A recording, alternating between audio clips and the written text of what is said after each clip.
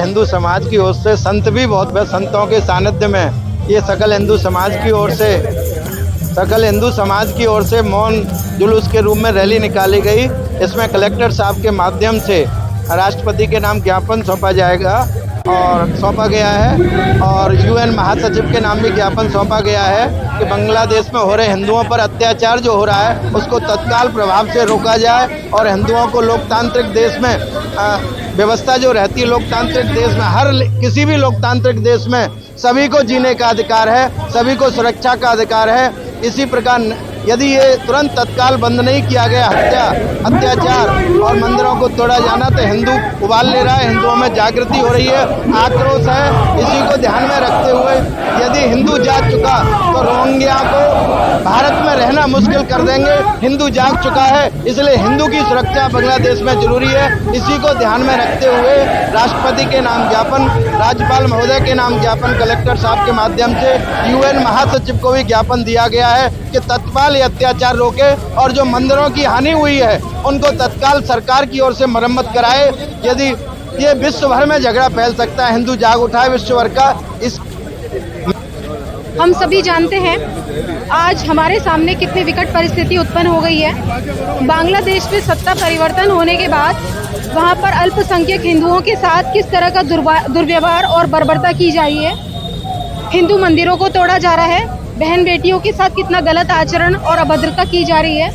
हम सब उस समाज के विरोध में जहाँ इतना आतंक मचाया जा रहा है और अल्पसंख्यक हिंदुओं के साथ अनाचार और अनीति की जा रही है, इसके विरोध में मौन जुलूस निकाला। और हम चाहते हैं कि इस समय हम लोग समझें कि हिंदुओं को कितनी अपनी शक्ति को और जागृत करने की ज़रूरत है।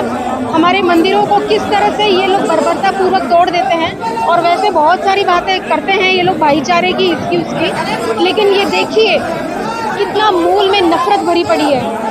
हम हिंदू कितने शांति प्रिय और प्रेम की भाषा बोलने वाले, पर उनको देखिए जो इस भाषा को समझते ही नहीं है। कौन है ये लोग, कौन बरगलाता है इनको, कौन भड़काता है इनको और किसके खिलाफ ही कर रहे हैं। मंदिरों को तोड़ के किसको संदेश देना चाह रहे हैं, किसको बताना चाह रहे हैं।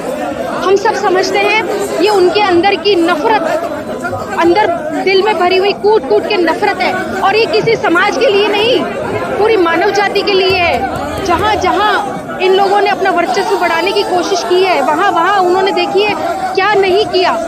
किसी भी समाज की बहन बेटी को नहीं छोड़ते, किसी भी समाज की धर्मस्थली को नहीं छोड़ते। आज इस विरोध में हमने यहाँ पे बहुत बड़ी रैली की है सकल हिंदू समाज की। मैं आशा करती हूँ कि हम सभी हिंदुओं को और अधिक जागृत होना पड़ेगा, और अधिक संगठित होना पड़ेगा, और अधिक समृद्धशाली बनना पड़ेगा, ताकत जुटानी पड़ेगी। क्यों इस तरह का दुस्साहस करते हैं ये लोग।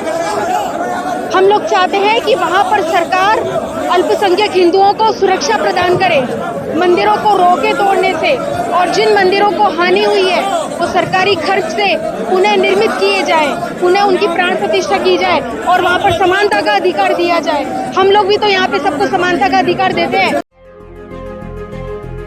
गणपति मोबाइल एक्सेसरीज पॉइंट, जहाँ आपको मिलेंगे सभी कंपनियों के mobile cover, headphones, chargers, wireless chargers, gorilla glass protection और भी बहुत कुछ।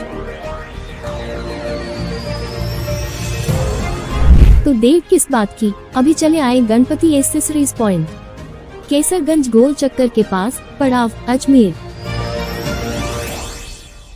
जब फैशन की हो बात तो मास्टर फैशन को क्यों नहीं करेंगे याद।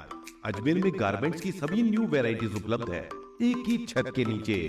Jeans, T shirt, lower, track suit, coat, blazer, pant, shirt और भी बहुत कुछ। ऐसा फैशन जो बढ़ाए आपका लुक और रखे आपको जमाने से 2 कदम आगे। आज ही मास्टर फैशन पर विजिट करें और अलग अलग परचेजिंग पर पाइए attractive discount offer. Master fashion, plaza road, Ajmer.